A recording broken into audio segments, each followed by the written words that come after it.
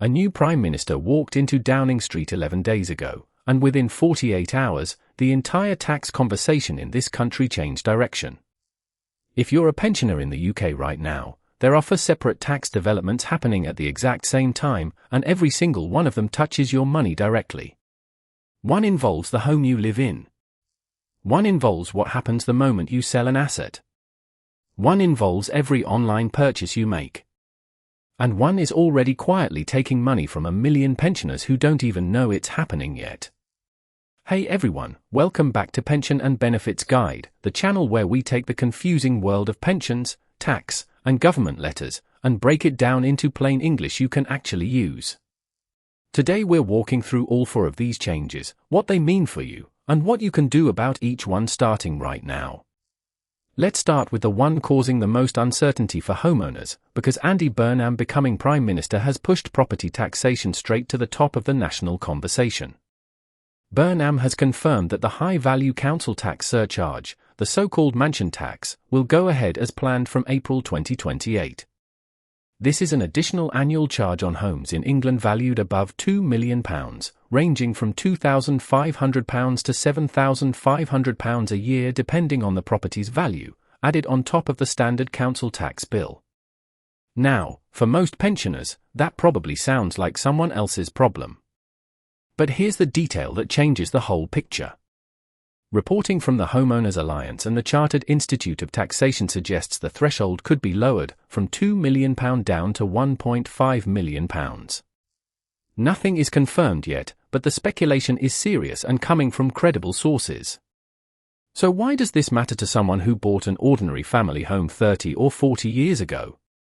Because a semi-detached house in parts of Surrey, Kent, Hertfordshire, or Outer London that cost £200,000 in 1990, or £300,000 in 2000, could now be worth a lot more. The most recent ONS data shows over 150,000 residential properties in England are already valued above £1.5 million.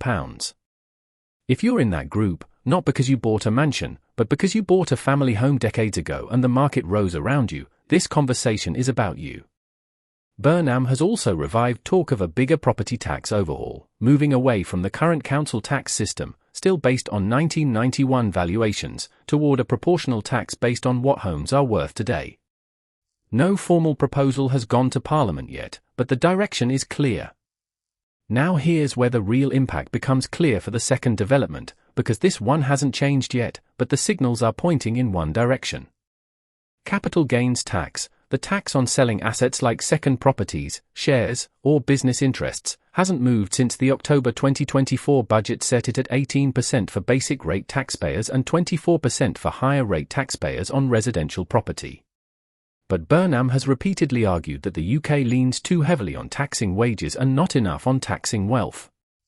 The advisory firm Safri confirmed in its July 2026 update that CGT and wealth taxation are among the areas most likely to get attention from this government.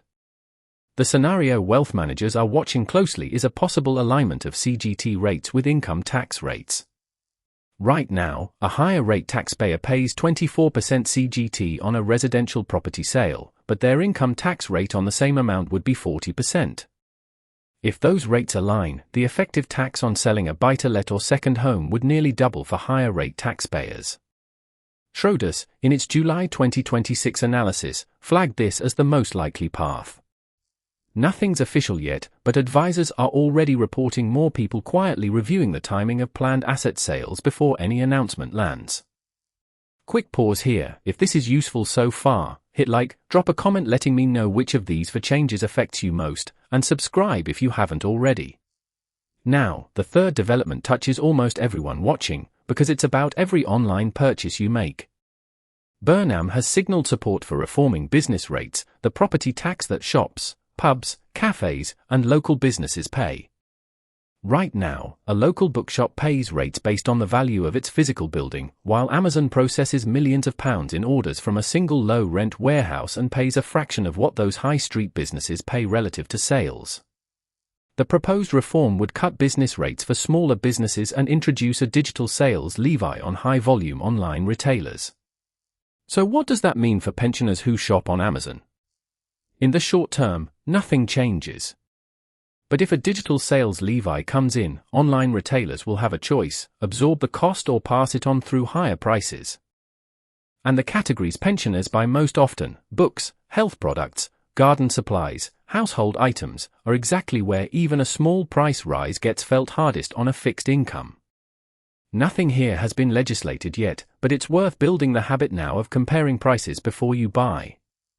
Boots, Argos, B&Q, and Tesco online frequently beat Amazon on health products, gardening supplies, and household goods. But the most important part of today's video is this fourth development, because unlike the other three, this one isn't a future possibility. It's already happening, quietly, with no announcement, no warning letter, and no explanation. The Office for Budget Responsibility confirmed that 600,000 additional pensioners are paying income tax in 2026-27 who weren't paying it just 2 years ago.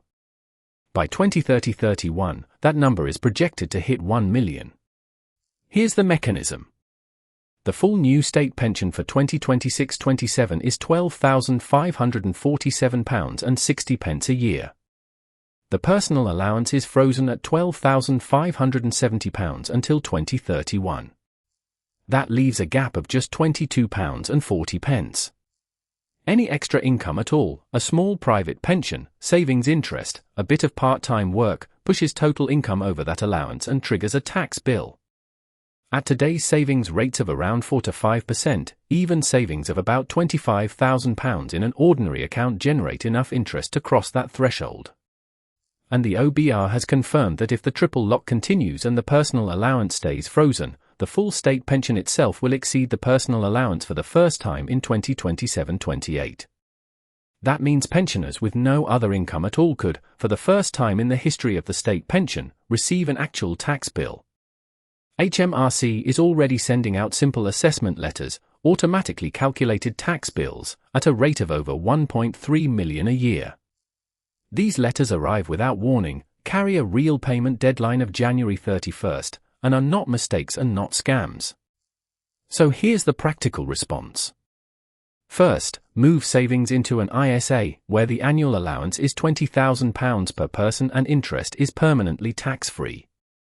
Second, if you're married or in a civil partnership and one of you earns below the personal allowance, apply for marriage allowance.